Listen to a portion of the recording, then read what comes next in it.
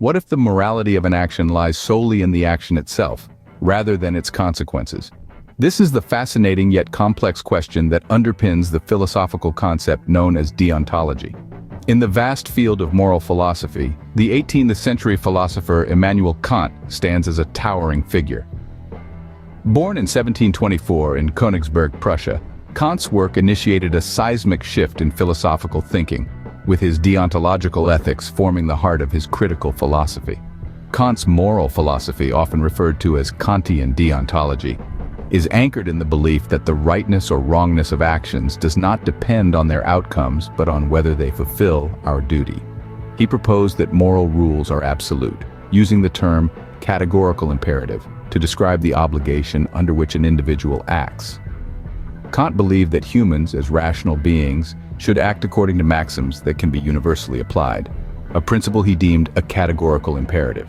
After Kant, deontology evolved, with numerous philosophers contributing to its development. W.D. Ross, a British philosopher, introduced the concept of prima facie duties in the early 20th century. These are duties that seem to be binding obligations but can be overridden by other duties in certain situations. In the mid-20th century, American philosopher John Rawls further refined deontological ethics. He proposed the idea of justice as fairness, arguing that a just society is one where the rules benefit the least advantaged members. Now let's delve into the practical implications of deontology. In everyday life, deontological ethics can guide decision-making and behavior. For instance, telling the truth can be considered a deontological duty, regardless of the consequences. Similarly, in professional settings, deontology can form the basis of ethical guidelines and codes of conduct. In the legal realm, deontology can justify laws that protect individual rights, regardless of societal benefits. For example, laws against torture can be seen as deontological because they prohibit actions that violate individual rights, regardless of potential benefits such as obtaining crucial information. However, deontology is not without its criticisms. Some argue that its focus on duty and rules can lead to rigid, inflexible thinking.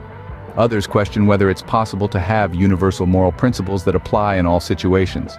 In conclusion, deontology, with its roots in Kant's philosophy, presents a thought-provoking perspective on morality. It asks us to consider the inherent rightness or wrongness of actions, independent of their outcomes. Despite its challenges, deontology provides a valuable lens through which to examine ethical dilemmas, pushing us to consider our duties and the potential universality of our actions. As we navigate our complex world, it's worth pondering. What would Kant do?